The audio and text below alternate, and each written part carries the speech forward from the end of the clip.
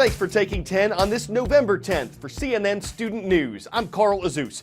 Following up on the election of Republican presidential nominee Donald Trump to lead the United States, votes were still being counted a day after the election.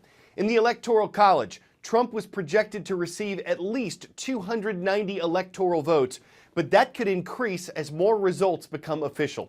One interesting part of the race is that as of last night, it looked like Democratic presidential nominee Hillary Clinton was ahead in the popular vote by more than 219,000 votes. It was a razor-thin margin with around 120 million ballots counted so far. It could change. But if it holds, the former Secretary of State would be the fifth U.S. presidential candidate to win the popular vote but lose the Electoral College and therefore the election. In his victory speech that we highlighted yesterday, President-elect Trump said it was time for Americans to come together as one united people. You could hear that call for unity echoed in part of Hillary Clinton's concession speech, which she gave yesterday morning in New York City. This is not the outcome we wanted or we worked so hard for, and I'm sorry that we did not win this election for the values we share and the vision we hold for our country. But I feel pride and gratitude for this wonderful campaign that we built together. This vast, diverse, creative, unruly, energized campaign. You represent the best of America, and being your candidate has been one of the greatest honors of my life. I know how disappointed you feel because I feel it too. And so do tens of millions of Americans who invested their hopes and dreams in this effort.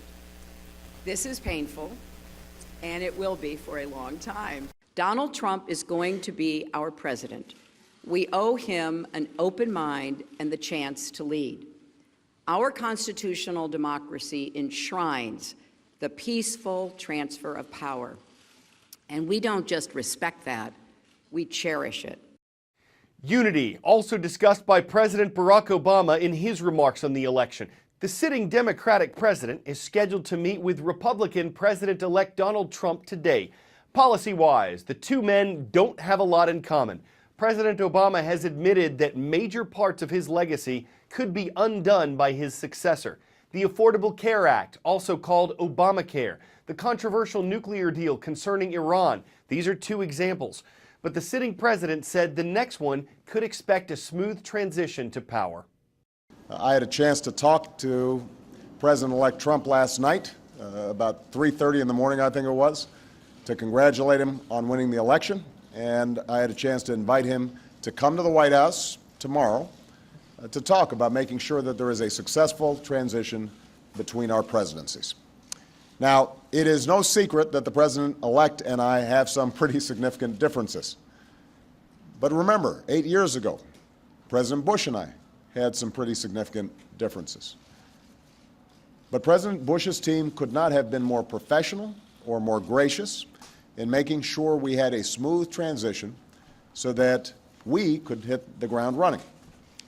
And one thing you realize quickly in this job is that the presidency and the vice presidency is bigger than any of us. So I have instructed my team to follow the example that President Bush's team set 8 years ago and work as hard as we can to make sure that this is a successful transition for the president-elect. Because we are now all rooting for his success in uniting and leading the country. Okay, we've heard from two Democrats. What are Republicans saying about the Republican president-elect? Throughout the campaign, there's been some tension between Donald Trump and House Speaker Paul Ryan, one of the most powerful people in Congress. Speaker Ryan initially hesitated to endorse Mr. Trump for president. Ryan spoke out against some of Trump's controversial statements on the campaign trail. But with the election giving Republicans control of the White House, the House of Representatives, and the Senate for the first time since 2006, Speaker Ryan also discussed unity yesterday and praised Donald Trump's efforts. Let me just say, this is the most incredible political feat I have seen in my lifetime. He connected in ways with people no one else did. He turned politics on its head. And now, Donald Trump will lead a unified Republican government. And we will work hand in hand on a positive agenda to tackle this country's big challenges. From political perspectives to financial ones, here's how a few stock markets reacted to the U.S. election. Investors generally don't like uncertainty. When global events are uncertain, they tend to sell stocks and stock markets drop. On the campaign trail, Donald Trump had spoken out against some American trade agreements with other countries. So when he was elected, the uncertainty over what he'd do as president triggered drops in international markets, starting with Asia. As the sun made its way around to Europe, stocks there dropped as well, though soon afterward many recovered. Overnight, it looked as though the U.S. stock market would plunge. But things had calmed down by Wednesday morning as America's political future became more clear. Some of the uncertainty from the U.S. election was gone. Investors were buying again, driving stocks up. And the Dow Jones Industrial Average of 30 significant stocks ended the day up 257 points, what a market expert called a very warm welcome for the president-elect. Tensions stuck around concerning Mexico, though. The border country's economy is heavily dependent on trade with the U.S., and Trump has threatened to get rid of a trade agreement between the U.S., Mexico, and Canada. One of the headlines in a Mexico City newspaper this morning simply reads, "A temblar." It's time to tremble. The news of Donald Trump being elected president in the United States is sending shockwaves here through the country of Mexico, where many people fully expected Hillary Clinton to win the election.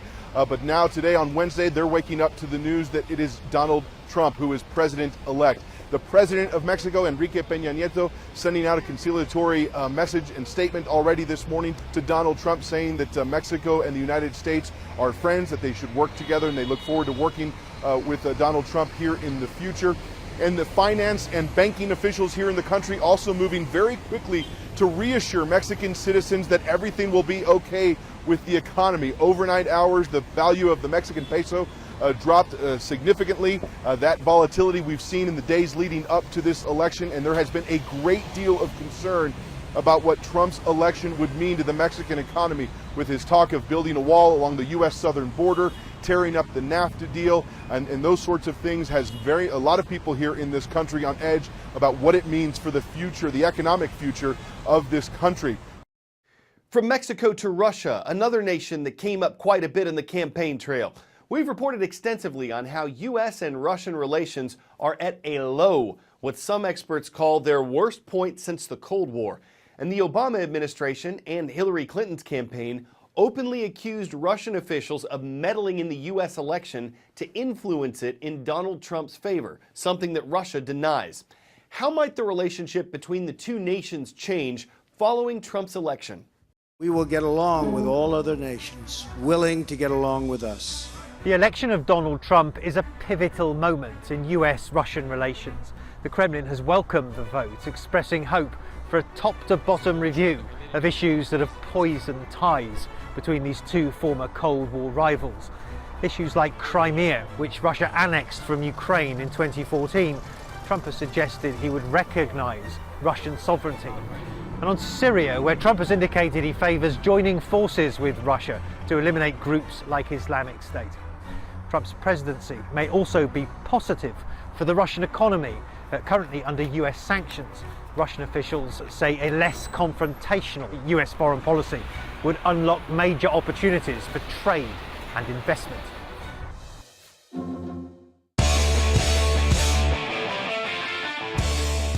Well, before we go, one thing everybody loves is cake. A cake maker in New Jersey recently baked up one to look like Donald Trump.